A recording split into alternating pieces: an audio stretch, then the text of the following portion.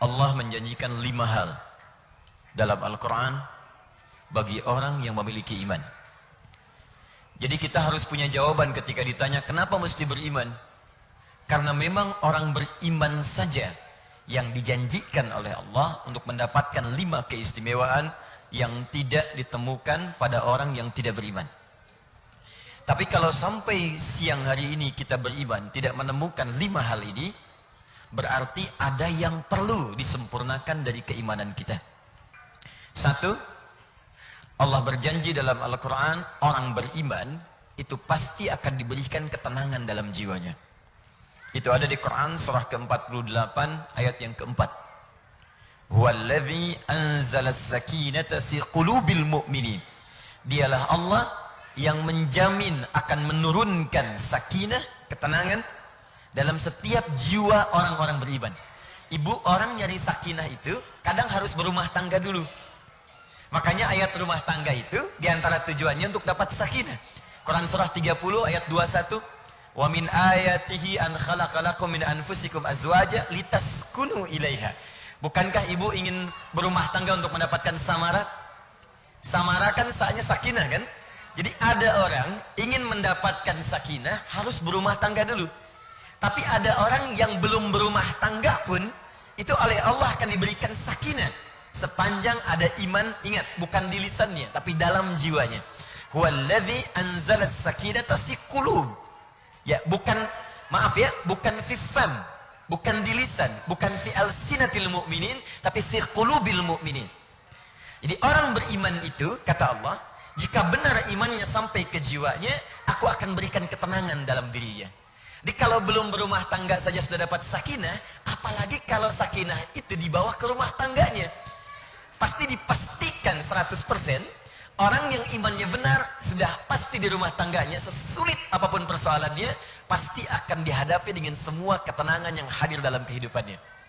Jadi kalau di rumah tangga banyak gelisahnya, sementara ibu mengatakan saya beriman, itu kemudian patut dipertanyakan, apakah imannya sudah sampai ke dalam jiwa atau belum? Jangan-jangan kopi manis dikit bikin status. Uang belanja belum keluar, telat sehari, udah bikin kemudian tulisan di medsos. Ternyata kamu tidak seperti yang aku kira. Ini raja medsos. Baik. Itu 1. Udah disampaikan belum, Ustaz? Belum. 2, saya agak cepat ya. Nanti pertanyaan biar Ustaz Felix saya yang jawab. Kalau saya cuma nyampaikan aja. Baik. 2, orang beriman itu langsung dijamin oleh Allah. Dia akan diberikan ketentraman hidup sekalipun tinggal di tempat yang sangat terbatas. Ibu kenal Ashabul Kahfi?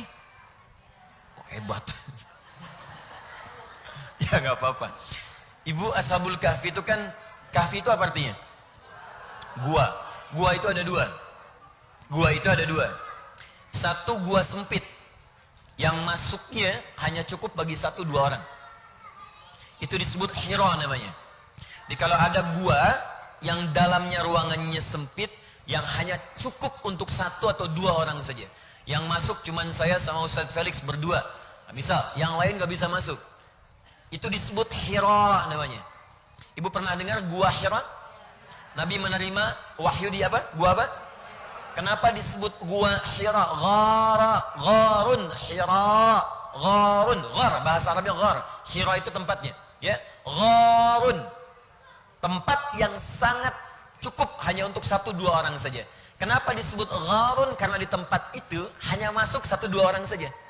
Saya pernah naik ke Gua Hira ke atas, itu memang tempatnya nggak bisa.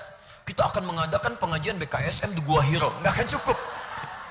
Ya, paling masuk ibu ketua sama wakil aja gitu, yang lain nggak akan bisa ikut. Cuman sempit.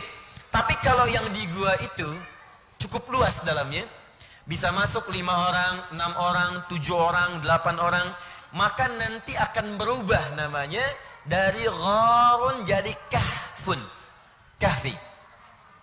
Misal, Nabi pernah dengan sahabat Abu Bakar di Gua Sur. Buka Quran surah ke-9 ayat ke-40. Ya, idhuma fil ghari idh yaqulu li sahibihi la tahzan innallaha ma'ana. Ketika Nabi dikejar oleh orang-orang kafir Quraisy Bahkan sempat akan dieksekusi. Lalu bersembunyi di dalam gua. Yang masuk cuma 2 orang.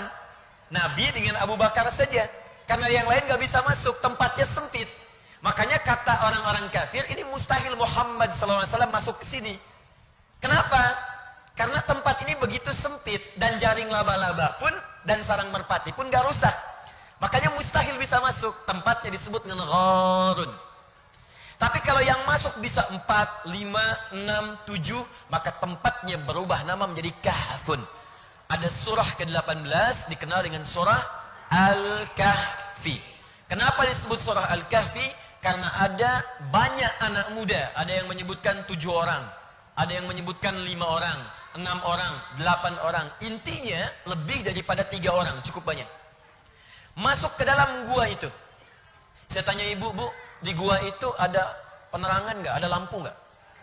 Nggak ada. Makanannya gampang atau sulit? Kira-kira tempat tidurnya kalau di gua empuk atau keras? Secara singkat, enak atau tidak tinggal di gua? Tidak. Tapi kok bisa mereka bisa tinggal 309 tahun?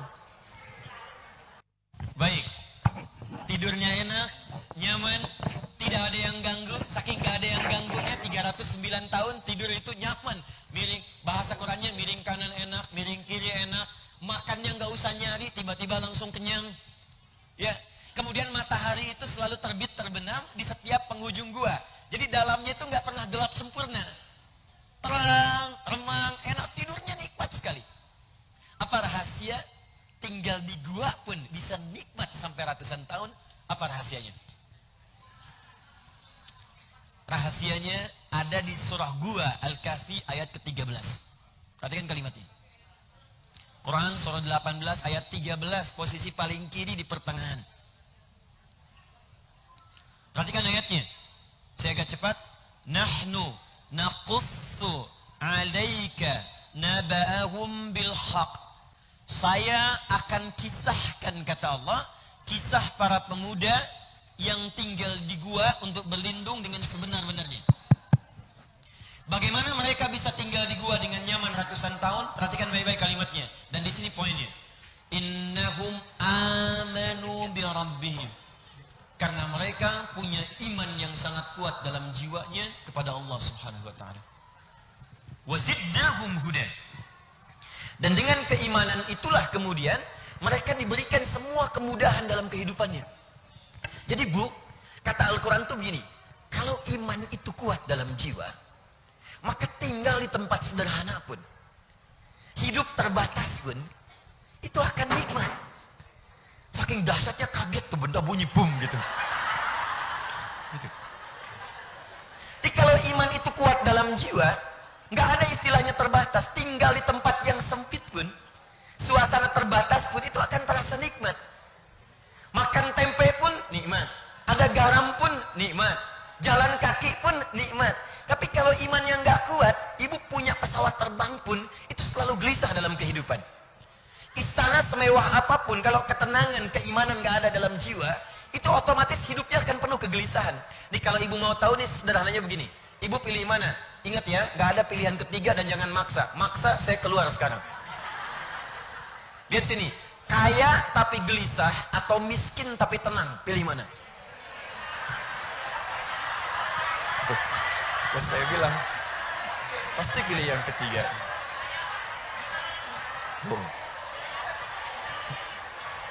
Bukan? Saya pamit dulu ya. Jadi ketenangan itu penting dan iman itu sumber ketenangan. Jadi kalau ada orang beriman belum tenang, berarti ada yang belum tepat dengan keimanannya.